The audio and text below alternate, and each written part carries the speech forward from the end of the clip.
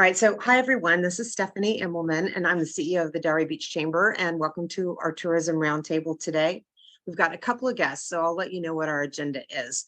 First, we're going to hear from Heather Andrews, who's the AVP of Community Engagement at Discover the Palm Beaches. I wanted her to come on today because they did an amazing presentation earlier this year at the O, just to talk about what Discover is doing, what some of their plans are this year. So I wanted you guys to be able to hear what's going on. So she's going to give an abbreviated presentation from that. And we're going to also hear from Peter Ricci, who's the Director of Hospitality and Tourism Management at FAU, to talk a little bit about what FAU is doing in their hospitality program and talk a little bit about staffing, which is a concern to all lines of business, but hospitality especially lately. And I can also give you a quick update on the meeting that we had with some of the hoteliers and the DDA about some of the things we're thinking about doing to push business during the off season, during the summer. I know everybody's really busy at the moment. We've had a busy season, but I think we're back to the traditional pattern of things dropping off a bit from April and May onwards into season next year. So we're going to try to be prepared for that. But right now, I'm going to hand it over to our first guest, which is Heather Andrews. So I think you should be able to share your screen and you can get started.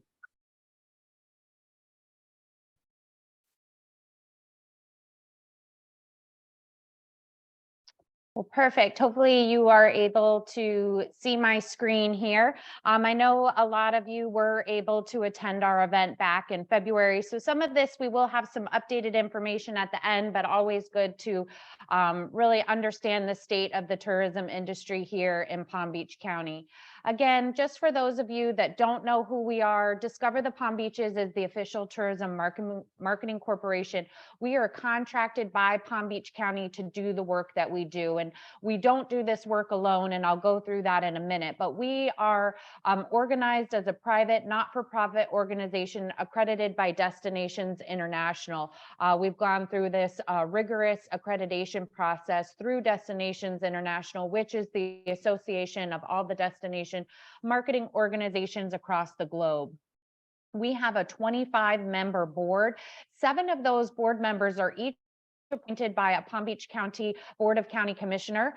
So I will show you in a slide all of our current board members, but we know we'll be having some transition and changes. And we all report into the Tourism Development Council, which is the county organization that was created to oversee all of the contracts of our agency.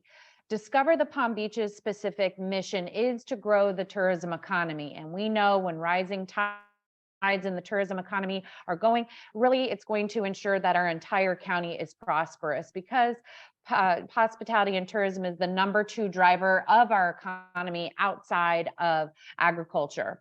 And our vision overall is to position the Palm Beaches as Florida's premier tourism destination. We're not looking to be the largest, the busiest, the sexiest out there, but really we want to be on that bucket list of destinations. When people are thinking about Florida and wanting to come to the state, we really want to be that premier tourism destination.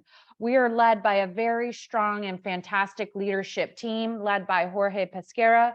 A lot of you may have heard that he will be retiring after almost 16 years with our organization at the end of this year.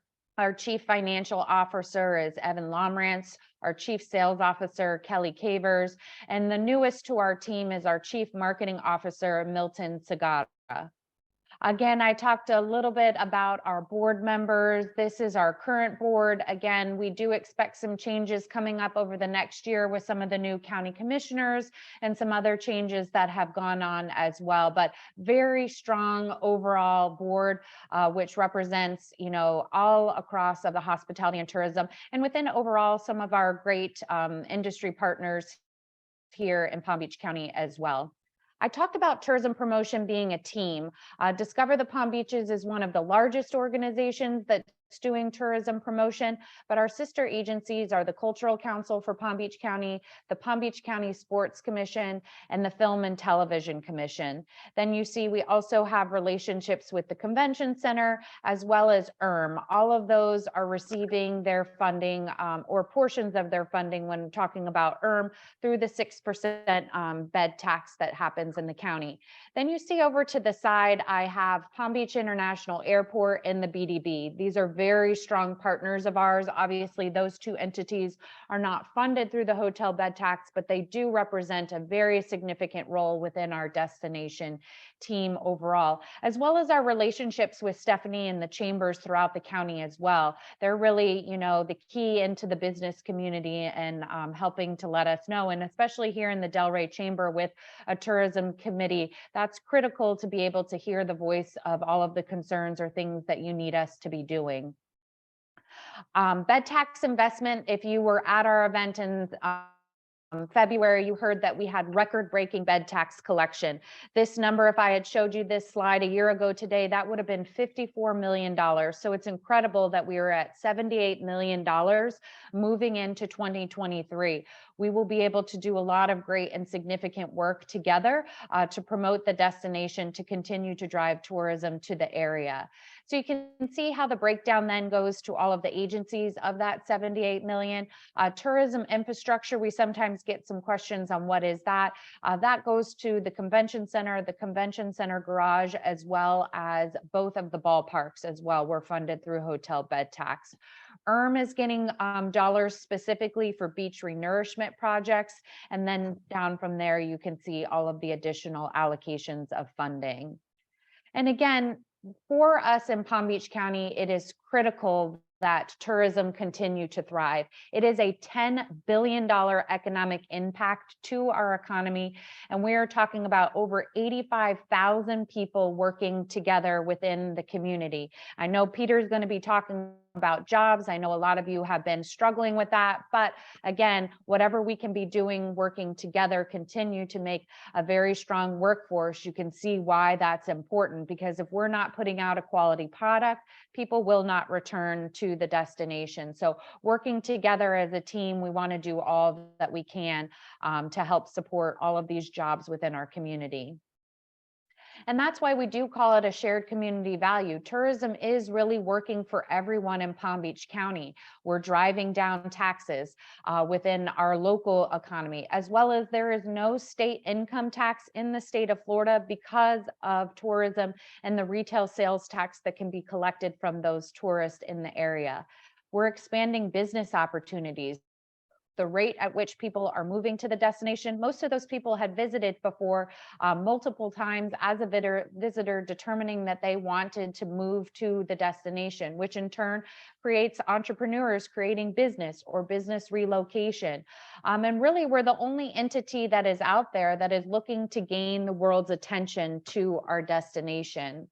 We work very strategically. We're in the final year of our current strategic plan, and we have 5 main pillars in which we are concentrating all of our efforts. So brand awareness and marketing, getting our name out there, meetings, events, and leisure sales, community engagement, organizational sustainability, and our newest strategic pillar over the last 3-year term is our diversity, equity, and inclusion pillar, really ensuring that we're telling storytelling correctly within our advertising moving forward, and really making sure there's opportunities for all.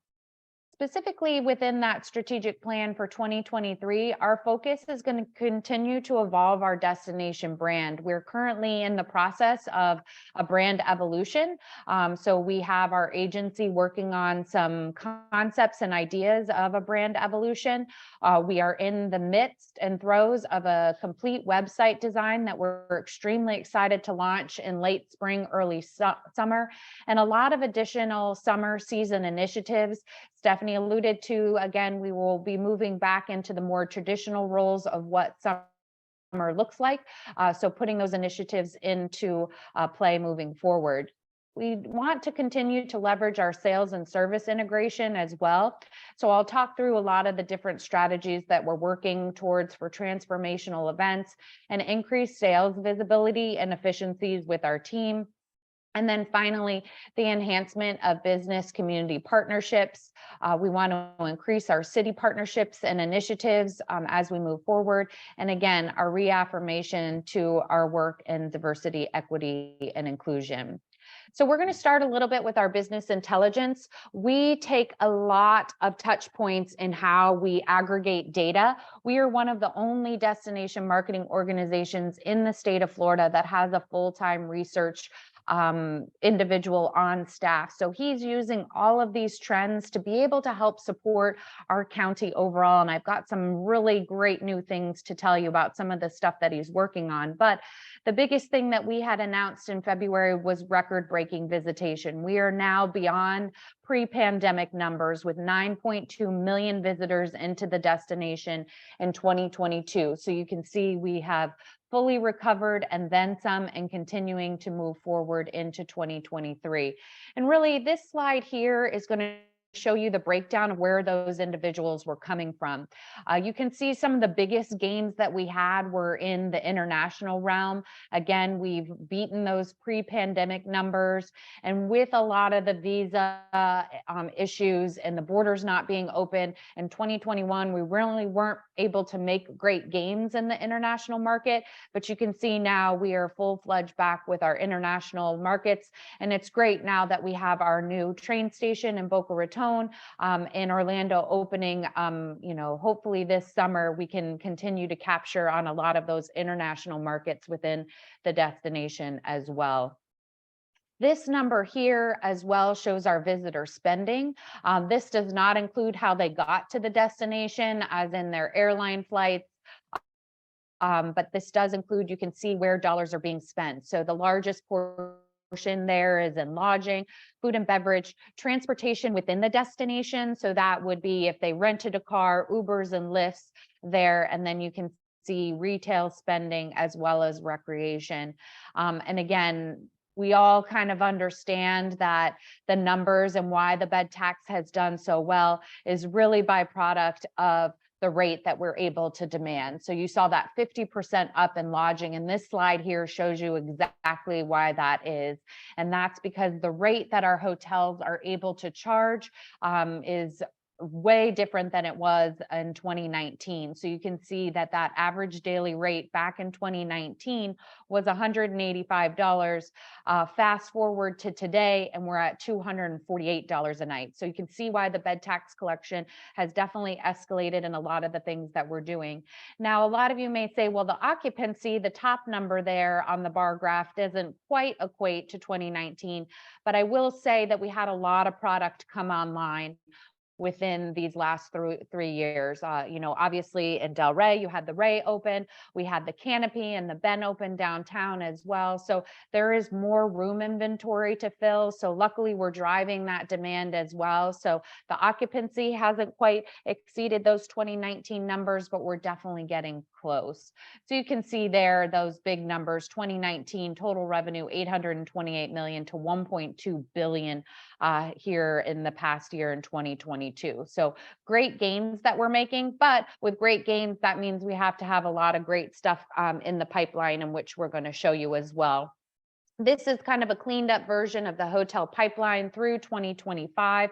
We still have over 2,300 projected rooms to be added into inventory before the end of 2025. There's some big projects that have not opened, still with some struggles from the pre-pandemic time. But again, there's a lot of things that are in the pipeline preparing, some currently under construction and some slated to get under construction later this year as well. One of the things I was alluding to is some really key data points that we're going to be working with our hotel community to really be able to predict future performance. So a lot of people understand Disney and some of the arenas and tickets that people sell for concerts are now on demand, that they're able to understand what the actual demand in those dates where those tickets are going to be. We are compilating data across several platforms to do the same exact thing, in which we will be able to predict demand and be able to pivot all of our marketing and advertising to help influence those demand periods in which our hotels will need increased visibility to drive in visitation. So this future performance dashboard has been tried, true, and tested. We've seen great success, and we will continue to push forward with this project, rolling this out more aggressively over the year when it comes to how we're allocating our dollars going forward. Our target markets still remain pretty much in check. We are starting to see some new and emerging markets, and hopefully later this year, you'll see some new items that we'll be adding to here. But again, those international markets, Canada being #1 down there, as well as New York. And because we've been seeing such traditional strength from New York, we have continued to do year-round advertising. We used to turn off advertising in New York in the summer. We no longer do that because it is such strong demand. And with the direct flights into Palm Beach International, we have continued to see success with some of those items that we're seeing as well.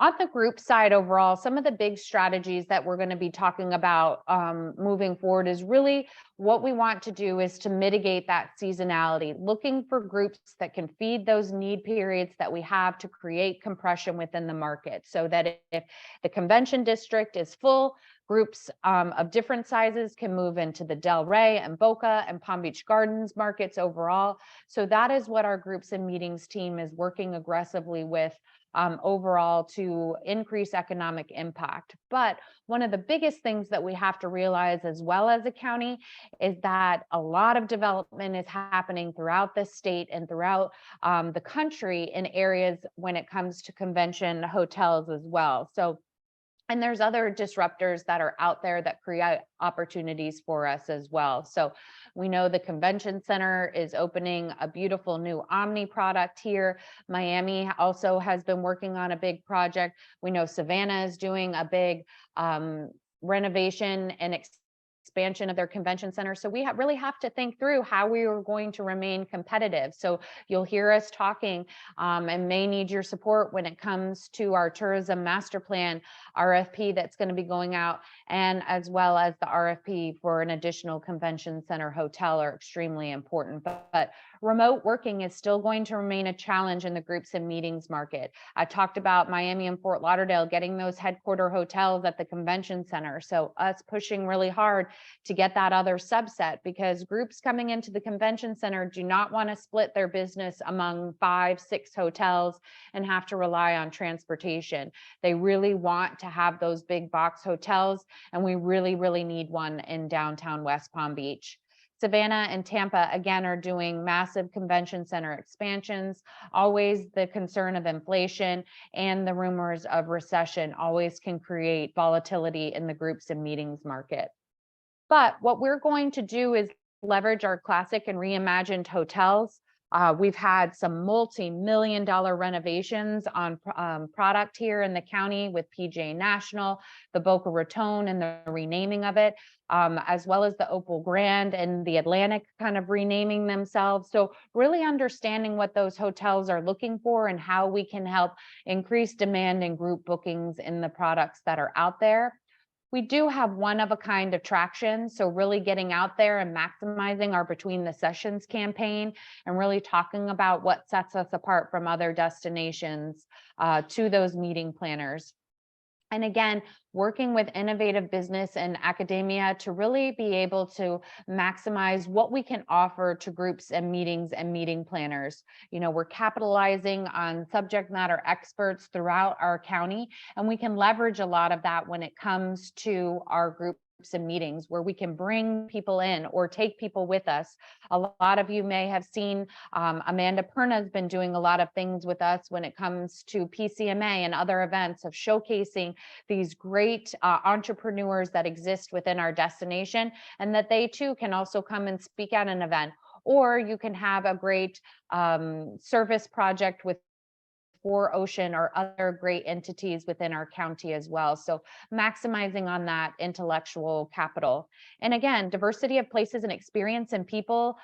We've got a lot to talk about, and it's a long elevator speech, but we've got some great things that we are able to talk about there. Wellness and sustainability will remain a key pillar in the groups and meeting market for us going forward. And again, welcoming environments and living in color. How can we incorporate the L's or the ARC for Palm Beach County in a lot of the things that we're doing moving forward, and showcasing our local citizens, and again, showcasing how we together can lead inspirational lives and how we're talking about living in color. Also looking for transformational events or trying to piggyback off of events that already exist in the destination so that we are able to, again, drive in a transformational event in a need period to be able to create demand within the destination in those need periods. So maybe that's with the James Beard Foundation or other type of wellness events. We're out there currently seeking opportunities to find that next great thing for the Palm Beaches. On the leisure sales side, we're going to continue within our markets and then the travel trade as well, and all of our international markets, going out there and talking about why coming into the destination is so great. So a lot of these things you've seen before, but again, just reaffirming all of those segments that we have. And then we're also going to be potentially working on a mobile visitor information center, empowering our destination champions, which are individuals like you that could help drive additional meetings into the destination as well. And again, our plan is to attend over 60 trade shows, have over 100 destination reviews, and over 100 site inspections within the next year as well. All opportunities for our hospitality and tourism community to participate in. Also, we're out there pushing a lot of value-based promotions. So if you were a hotel, making sure those meetings and vacation packages are loaded into the site so that they are all easily accessible and searchable. For us overall, we will continue with the original, the one, the only, focusing on outdoor adventure and wellness, family, and shopping and dining. And again, on the between the sessions, on the groups and meeting side, focusing on that sustainability, wellness, and welcoming environments overall. This is an overview of an allocation of our Always On brand campaign allocated by channel. You can see obviously a lot of things that we're doing are within the digital and paid social side, but you will see some additional traditional out of home audio broadcast TV that we are doing throughout the year as well in our media plan. Currently through April, based on some additional funds that we received, we actually have a very large broadcast television buy that is running in Chicago, Boston, Washington, D.C., and New York City. I've actually had people in several of these cities tell us that they've been seeing our spots and it's nice and cold, so that's fantastic that they are able to see this.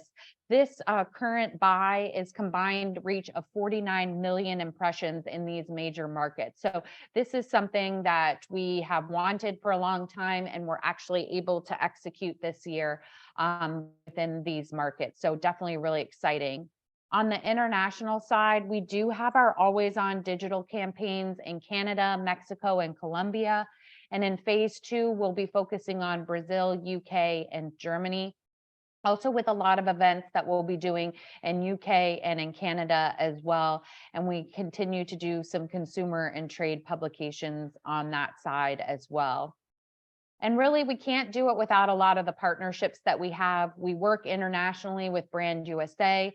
Strategically, we're working regionally with Brightline, the Honda Classic, spring training, Visit Florida, all the way down to culinary, wellness, and community events as well. This just for you overall is our content calendar on really what we're focusing on when we're going out in our blogs and on our social media throughout the year, trying to talk about the diverse experiences that we have here in the destination.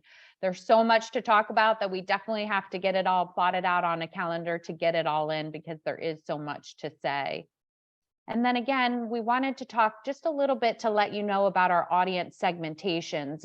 We're using a lot of scientific data to really ensure that the dollars that we are doing are targeting and reaching the right markets with the right message at the right time. So really where we're going out and exploring and finding our segmentation is with that visiting, traveling with friends and family. That still outpaces most other ways that people come to the destination.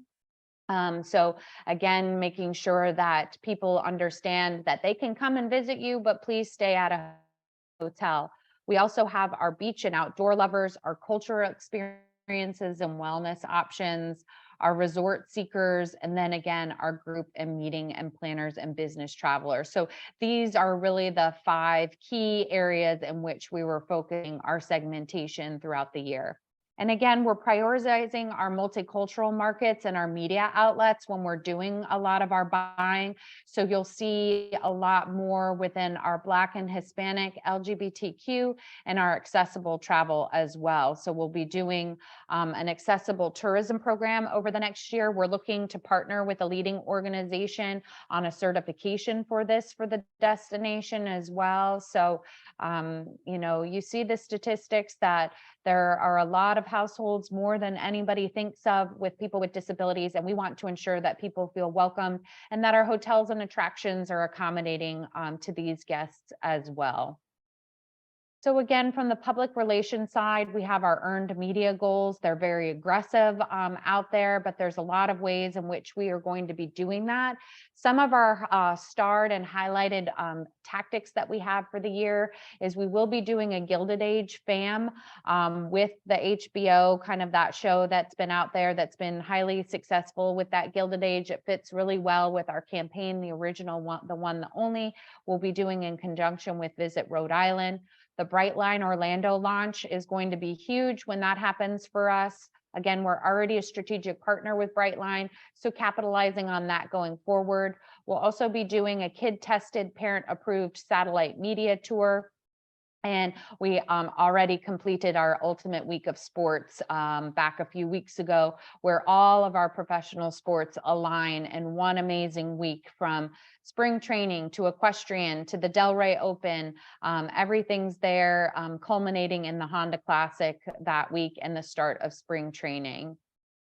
We did something bold about a year ago, and we made a choice that after COVID, we would do all of our media buying moving forward. And it was a huge risk as a destination marketing organization to do that. But with that, we were able to really maximize our dollars. So spending with a flat budget year over year, you can see we were able to get 2 times the impressions, 3 times the clicks, and 2 times the engagement with that. So we want to be good stewards of the dollars that we receive through the hotel bed tax. So always innovating and looking for ways to create economies of scale, and again, maximize the dollars that we will be spending. So over the next year, again, I talked about a big website relaunch. We're looking into a mobile app, really taking some big steps into the metaverse and personalization. And again, data is going to continue to be key. At Global Meetings Industry Day, which will be on March 30th down in Delray, we will actually be launching our meetings podcast. So we're very excited about this. It focuses on the groups and meeting side with Between the Sessions. Suzanne Boyd, which a lot of you know, will be our host for this podcast. So we're very excited for this to be coming up in the next few weeks moving forward. Social media will continue to be a leader. We've got some aggressive goals. We want to have 716,000 combined followers on our 7 platforms. We're looking to have over 7 million engagements across our content, and we want to host over 100 influencers within the destination, with a target of over 40% of them coming from some of those diverse markets, which we identified as well. Something huge that you're going to see over the next few weeks is our resident referral campaign, Love the Palm Beaches. We'll have a big splash on this at Travel Rally Day. But really, we talked about this. Friends and family are the #1 most trusted referral source for visitors. So why not capitalize on that? So we're going to be creating this referral campaign that will be a digital toolkit in which residents and businesses can share on social media channels, and you'll be rewarded for doing that. We'll have a lot of prizes and giveaways and staycations as well. So we're really excited about getting this out there. So in conclusion, we've got some great events that are coming up. I know that was a lot to take in and I went through it really fast, but you can always feel free to contact me directly with any questions that you have, or I can come down and talk with you as well. But on April 3rd, we will be announcing our voting will have been completed for the Providencia Award on May 12th, but April 3rd starts the official voting. We will announce who those three are on the 3rd. So I hope that you will pay attention out there and vote for your favorite of the top three that we have. And again, we will be celebrating U.S. Travel and Tourism, National Travel and Tourism Week, and a culmination at the end of that week at the Loggerhead Marine Life Center with Travel Rally Day. So we're excited about that. You can come out, learn more about the Love the Palm Beaches campaign as well. And then another big note for you to circle on your calendar is August 30th and 31st is the return of the Arts and Tourism Summit on Diversity, Equity, Inclusion, and Accessibility. This is a free and voluntary event that we will be hosting at the Palm Beach County Convention Center, which is really fantastic for all of our local businesses to receive some great training, keynote speakers, as well as a lot of resources that will be available to you that day. So if you want to scan this QR code, this gives you access to our full destination marketing plan so that you can see all the great things that we're doing for the year, not just the segments that I pulled out today, but you can access this at any time and review that. You can also access it on our website as well. So thank you so much, Stephanie and Sarah, for having me today, and I will stop there. Thank you so much, Heather. you. That is a lot of information. I'm going to open up to questions for a minute, but I just had a couple of comments. So I was happy to note that the visitation is above the pre-pandemic levels now, which is good news to hear, and that we just need to go forward from there. When you mentioned your target markets, do you have any plans to target California and Texas? I know that it's probably not in the top 10, but are you working on that? We do actually see a lot more in the Houston market, so we will be doing that. There are some programs we're doing with a direct flight that is coming into Palm Beach International as well. So Yes. We're going to be partnered with them on that direct flight. So yes, Good. We are seeing some synergies within that. And again, I don't know about you, but when I'm driving around, I see the Texas plates. So we know that there is a lot in that market. Some of it is spring training related, but obviously we have a different experience here that a lot of them want to come and experience as well. Mm-hmm. And I'm going to talk a little bit later about the meeting we had with the DDA team and some of the hoteliers, but one of the things they mentioned is pushing groups here off season. So for the Global Meeting Industry Day, that's on March 30th, it's over at the Arts Warehouse, it's local. Is that something that our local hoteliers or hospitality people would want to attend? Yes, I believe a lot of them have been invited. Some of the people I know that are on here have RSVP'd, but I can get that link for you and I can send it over so that you could share it out. Okay, I'll do that. I'm definitely walking over. I think I told you that earlier before we started today. And the fact that you're using hashtag Love the Palm Beaches, it's in line with hashtag Love Florida. So and I'll tell you guys more about this later. The DDA and all of us are going to be using the hashtag Love Delray. So it's in line with Love Florida, Love the Palm Beaches, Love Delray. And we're all trying to be the same in line in terms of the branding that we have. So make sure to use that as well. So we'll probably have some questions. So I have something in the chat. So this is from Tarek Salahi from Hotels at Sea, but he also is very involved in international polo. And he'd love to partner in terms of tourism with Palm Beach and the international polo team and the Delray Beach polo team that's based around here. So please get in touch with him.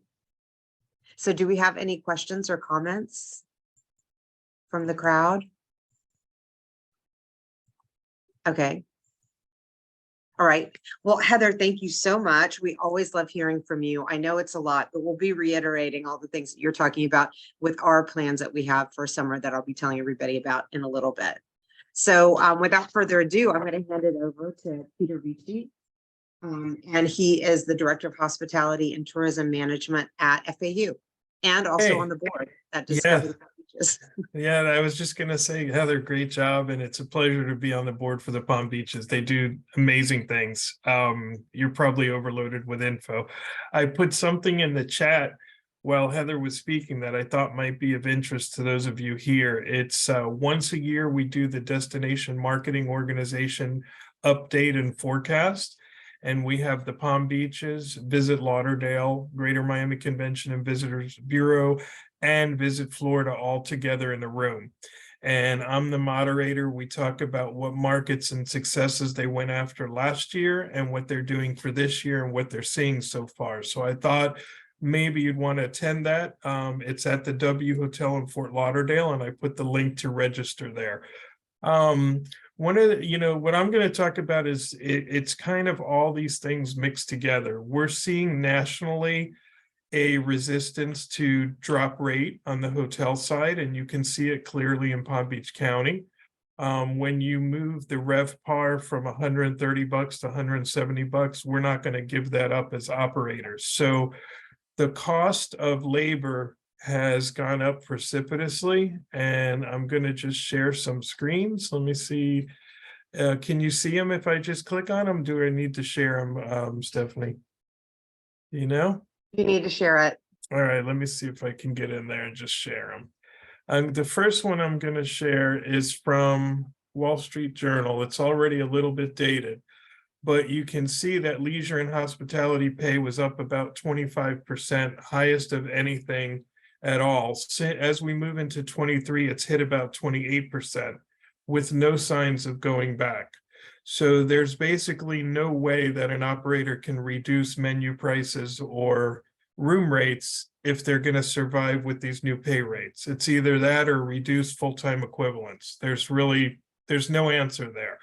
We don't see any reduction in that. Along those same lines, let me see if I can show you another one. I just wanted to put some little tidbits out here. This was a American Hotel Lodging Association presentation that shows the growth in room attendant rates from 20 to 21. They went from $12, and this is South Florida, to $14. And now the latest one I have is $16. So if we continue to grow wages like this to try to attract the employees, there's really no way we're ever going to be able to reduce our rates. And that's kind of disconcerting for a lot of us on the economic side, because if the demand tapers, then what are we always historically done? We discount it. So we keep reminding everybody we work with not to discount, to stay the course, etc. So while the rates have gone up so tremendously, at the same time, there's been a mass exodus in the workforce. And depending who you talk to, this is what I pulled up while Heather was talking. Some estimates are we're still down to 500,000 employees nationally. Other are down, we're 1.8 million. So we're somewhere in between there. So say Del Rey's missing 3,000 employees that it would have had in 2019. So every restaurant is missing somebody, every hotel's missing somebody, but we're not nearly as bad as where we were initially coming out of the pandemic, because we raised labor wages. And enrollments are the other big thing to add to this mix. Enrollments globally mirror ours. You can look at our history since we created the program. Our trend line was nothing but up. This is fall enrollments. These are summer enrollments. Look, after COVID, we went from a high of 1,300 to 300. We are back now to about 900, and it doesn't matter what school you go to in the country. Everybody is down about 25% in interest in studying hospitality at the college level. So this doesn't even include the non-college bound, the AA bound, etc. So you add all these things together, and what does it mean for you as a business owner? It means you're going to have to be creative and innovative. You're going to have to use technology to reduce an FTE where you can. And you're going to have to rely on every possible community partner that you can to help you find the labor. So one of the things I instituted at FAU is we post jobs for free for any employer that wants to post them globally. Going into the pandemic, we had about 650 employers. Now we have 1,700. We went from having about 100 jobs posted a week to over 1,000. And that has not waned. So even though we're only down 1 million people globally or nationally in hospitality, everybody seems to still be scurrying for good labor. So we're trying to get granular and analyze why. And what we've found is that the turnover rates are very high since we raised wages. And the reason is, on the surface, it seems that people are attracted now to the business because we'll pay $17 or $18 for a front desk agent that used to pay $12, but they're leaving the industry faster because once they get in, they realize how intense it is. And they're just coming out of COVID. They may never have worked in hospitality before, so they rush into this 24/7 workplace. So there's a lot of wheels spinning. I'm optimistic that I have 903 students and seats this semester. I really thought we would stay down at 500 or 600. We are rebounding. UCF is rebounding, but there are other programs that have completely shut down. Johnson and Wales closed its Florida campus. Le Cordon Bleu closed. The Art Institute closed. Temple, which was in Philly, has had a very big hospitality program. They just had another round of layoffs. We've seen layoffs at University of Houston. So if you think about that at macro level, if the global enrollments are down 20 or 30%, what does this mean for future labor struggles? So that, I wanted to give you the highlights and the lowlights, and then decide as a chamber, we're focused on business. We're focused on making your business successful. So I encourage anyone here that does need staff, work through us and with us, because we will help you as best as we can. We don't even charge a dime for it. I do it as a community service. We can get you involved in our classes. And I see the pressure of the business owners like never before, because the wages are there and they're not going to roll back. And if you think about it, everything around us has increased, whether it's food costs, whether it's gasoline, whether it's rent. So even with these higher wages, many of our students are still not able to live alone, but they're doing a lot better than they did before. And we're able to showcase hospitality now as a career that is not low paying. It's a good place to be. So we've been pushing the positives of the wage increase as best as we can to young people. Will visitors always pay this ever increasing ADR? It remains to be seen. And like you said, the tapering in demand is really being felt a little bit regionally, whereas Orlando is booming. And if you think about it, all of those large conferences were on hold for an extra year and a half, which is why Orlando is having the sunshine and roses right now that we had last year. And we've tapered a little bit. Fort Lauderdale Beach is having a little bit weaker March than it expected, down about 3 or 4%, but nobody's giving up the rate. They can't afford to. And so international is our saving spotlight. And I think Heather touched upon that, because they are finally coming back and they're finally permitted to come back with ease.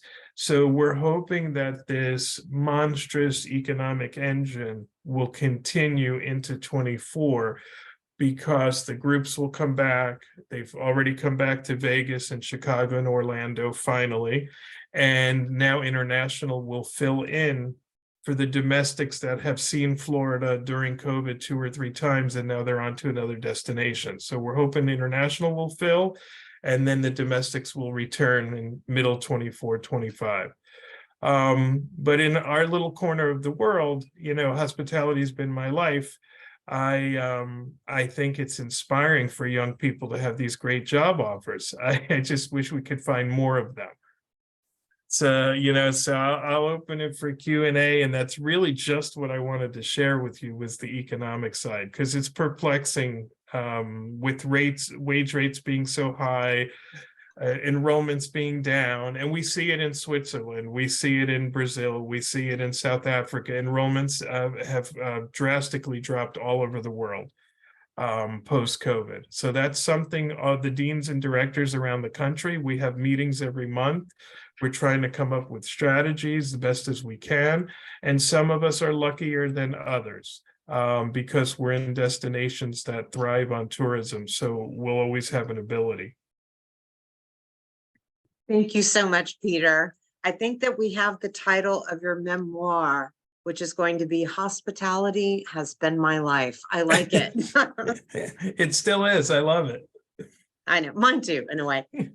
So everyone, he put the link in there for the DMO forecast luncheon. I think that'd be a very excellent thing for you to attend. So take advantage of that. And also, please be reminded that Peter is a resource for all of us and all of you. He can really help with the staffing needs that I'm sure that you all have. So I think you put your information in the chat, Peter. You did, right? Okay, so you can check in the chat, but reach out to him. He could probably help you get your places staffed if you need it, and always call on him. He's always available. So thank you so much. So who has some questions for Peter? I'm just looking. No? Have we gotten not used to using Zoom anymore? Because no one's chiming in. Well, I always have some anyway. So what I'm going to do now quickly, because we only have about 10 minutes left, is, are we done? Is that it for Peter? Is everyone fine? Okay. I'm just going to fill you in a little bit on what's going on at the chamber and what we're talking about, what we did talk about at the DDA chamber meeting with the hoteliers. So just quickly, some announcements. So Hampton Inn is still on schedule, as far as we know, to open on April 5th, which is great. And it's great for Delray Fair because we'll have some more capacity for that. The Delray Fair is April 14th through 16th this year. And as we've always done, this was started 60 years ago to help extend season just a little bit longer. And so this is coming after Easter, and we're hoping to extend season a little bit, which is why we have always done the Delray Fair.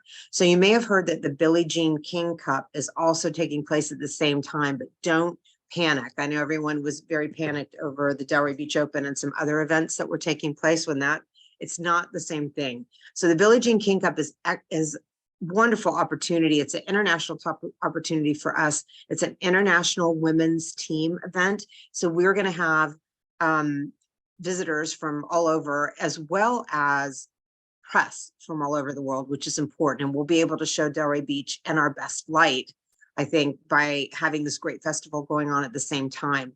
The overlap is not as bad as you think, because the Billie Jean King Cup is taking place on Friday, April 14th from 6 p.m. to 9 p.m. So it's after the main Delray Fair is over, and on Saturday afternoon from 2 p.m. to 6 p.m. And that's it. And it doesn't take place on Sunday. So we're working very closely with the organizers, very closely with the city. We're adding a lot more luxury buses in, and we're requesting that everyone, or promoting that everyone park over at the Tri-Rail Center and be bussed in. We did that last year. It took about 900 cars off the road during that weekend. It worked very well. And so both the city and the Sports Commission are paying for extra shuttle buses to keep them running almost constantly. So definitely encourage everybody to park at the Tri-Rail system for the Delray Fair. But we're really excited about it. And we're excited to be partnering with the city and with the Billie Jean King Cup for the tournament, as well as the Delray Fair. So also wanted to announce that, we have our Delray Morning Live, our morning talk show on Wednesday mornings on Facebook at 8:30. We've created a compilation of the best of Delray Morning Live, and we've been showing that on CBS 12 and the CW several times a month during January, February, and then it's coming up in March, I think March 26 and 27. We've gotten viewership about 97 to 100,000 households that we're reaching, which is great. And we're getting lots of calls at the chamber over all kinds of things because of people had seen it on television. So we're hoping to continue that later this year, but we're really excited about that. And it's just another way to promote our great destination. So quick recap on the hoteliers meeting that we had. So I think that a couple of you are on the call that were at the meeting. one of the things I mentioned earlier, as the hoteliers really like us to push groups in the summer and off season. And I think that's a really good idea. We don't have giant meeting spaces except for maybe at the Opal Grand. I think I see someone from Opal Grand here. Yeah, I think Kelly's here. So that's our big meeting space, but there are a lot of alternative meeting space that you can utilize. So even if your hotel doesn't have a massive meeting space, you can still encourage people to come to meetings and utilize the spaces that we have at the Field House or at the Arts Warehouse or Arts Garage. There's other, or even on the Lady Atlantic. So there are lots of opportunities for that. We're going to be utilizing the hashtag Love Delray that falls in line with Love the Palm Beaches and Love Florida, as you know, or Love FL. So that's going to be part of what we're doing. We're going to try to develop, I believe, itineraries, which really focus on wellness and culinary, which we're really great at in the area. And it's really hot these days as well. And it also will be targeting locals and the drive market, as we historically do during the summer. So some of the things that the chamber is going to do to try to reinforce that is we'll definitely, I think the DDA is producing collateral and we'll be distributing it at the Delray Fairs. We're going to kick off summer in mid-April with that. We have complimentary ad and Explore magazine, so we'll utilize that as well from our side. We'll do a dedicated e-blast on summer staycations. So if you're a hotelier, get with the DDA and the chamber and provide us all your staycation offers that you have. We can do a kickoff for Delray Morning Live on summer, like staying in your own location and the drive market. And I'm hoping, I'd like to take the Delray Morning Live on the road, maybe to some drive market locations. We're looking into doing that. So it's something that we might do. And of course, everybody used the hashtags that I mentioned. So those are some of the things that we're working on for the summer. And you'll be hearing more from the DDA on their specifics because they'll be producing the collateral and developing the creative, which we'll of course share through all our social media channels as well. And Kelly mentioned in the comments that yes, she loves group business at Opal Grand, and everybody does. So you can encourage groups, even if you don't have a lot of meeting space, you can definitely still encourage groups to come, and we want you to do that. So those are all the announcements and updates that I have, but I just wanted to open it up to the floor to see if anybody wanted to talk really quickly about what they're seeing in the market right now and what they think summer is going to look like. So any hoteliers, there are a couple of you on. Did you want to chime in? Tessa, I'm looking at you. Or Ryan or Kathy. Good morning. So for us for summer, we're looking really good. We don't have a lot of group. I know you talked about that. We do not have a lot of group. That is a focus here at our property as well as at the Hyatt Place Delray, to try and capture anything that we can that's coming in. Maybe we get, getting leads from the Fort Lauderdale or, even North County markets to ship that to Delray. We are almost all set as far as getting our I Love Delray rate set up. So I'll be able to get that stuff to you. I should have that within the next few days to be able to get the link and everything over to you and the DDA. I know we had talked about doing some sort of logo. Do you know if that's something that they're working on? No, and I wish they were here. BJ was on the call a little bit earlier, but she dropped off, so I don't have an answer for that. So I'll try to find out. Okay, and then I'll be attending the meeting kickoff next week, the meetings day next week. So I'll be there. I believe Keely will be there as well. But Marriott is really pushing that. So I'll be taking that to our social media as well as through email blasts and stuff to our clients here from the courtyard. But what I would love to see is to see how, as a community with the hoteliers, we can kind of piggyback off of what Discover is doing with the Between the Meetings campaign. I think we have a lot of opportunity here, and that could be something that we can pivot and utilize to try and capture more of that too. Like you mentioned, doing the itineraries and agenda to equip us with that, or to come up with some options with our vendors and attractions down here to really pivot and use that as a secondary campaign to Discover.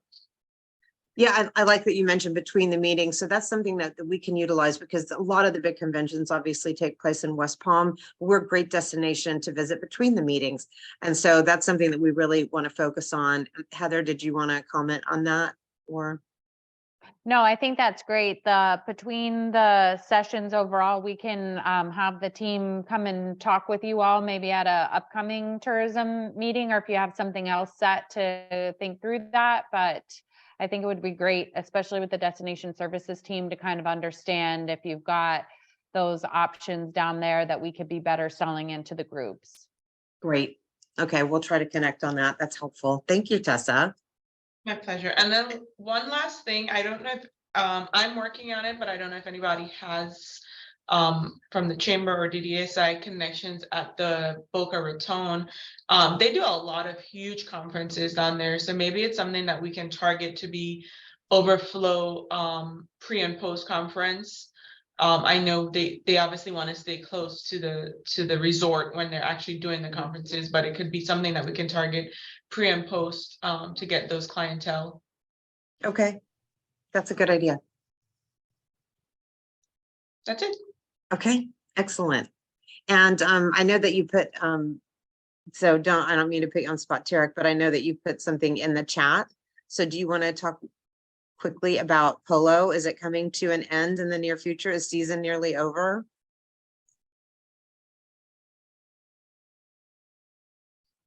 There you are. Well, we actually made history this past Sunday. For the first time ever, a US Open Women's Championship was held. And sorry, my dog's in here crying, trying to escape and get a squirrel. And it's the first time it was ever held on Field 1 at our National Polo Center at my club up there. And it was also filmed and aired live on ESPN. So a real big feather in the cap for female power and female empowerment and the sport of polo. So it was truly a historic day. We have another month here at Polo in Palm Beach County. In terms of our partnerships with the cruise line industries that support us. Our ships are sailing now full in the US. However, Europe has seen a dramatic shift. So something has happened, and we're trying to identify it, that there's been a big turn as of the last 2 weeks, where people are no longer heading to Europe on, and I don't just mean one cruise line. I'm seeing the majority of the cruise lines are having trouble with US visitors going to our ships in Europe, which means they clearly seem to be staying here more in the United States and cruising more here in the US. So how that correlates with what you guys are seeing in the hotel business as well, we have seen a very big shift happen quickly for our summer programs where we normally send all our ships go to Europe usually. And Royal, Celebrity, almost everyone does, except for one or two we came back for special events and charters.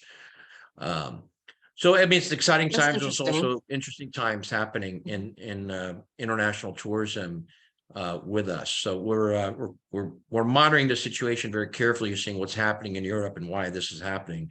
But it's a first for us, where it wasn't that way even coming out of COVID. We were seeing our European ships get filled, but now no longer the case. Wow, that is interesting. I hadn't heard that, but yeah, I'm going to keep an eye on that from just my own personal edification. So thank you so much. And thank you for hosting. You're going to be hosting our Chairman's Club, some of our lucky Chairman's Club members that responded really quickly at a lovely polo event coming up. I think April 10th, 12th. Yes, it's April, I believe it's the 2nd. We are hosting at NPC, and you're going to have VIP tables overlooking the polo field from the club member side, which is you've got a little bit better viewing over there. And it's going to be the opening day of the US Open for men's. So it's a huge game. And I know that the Palm Beach is one of our partners there for the US Open Championships. And we thank you for that. And we like to do more with you at the Palm Beaches, Heather. So let's connect sometime, either end of this week or next week, or come out to a polo game. We can chat there. Thank you. Well, I'm about to wrap up, but I just want to see if Jeff Dash, who also is very, very integrated into the cruise line industry and and the rest of, especially apps as well. If you want an app, Heather, they may be the one to help develop it for you. Is Jeff still there? Did you want to say something quickly before we close out? Travel is booming. The world is crazy. The pent-up demand is insane, and it's everywhere. Okay, everything, everywhere, all at once. Yes. Excellent. So does anyone else have anything they want to say before we wrap up? Okay, thank you so much for attending. Lots of great information, and you'll be hearing a lot more from us about what's happening in the summer. We're going to push that information out to you. Thank you. Or if we should do something to Oh, tweak that, because it's like Thanks, guys.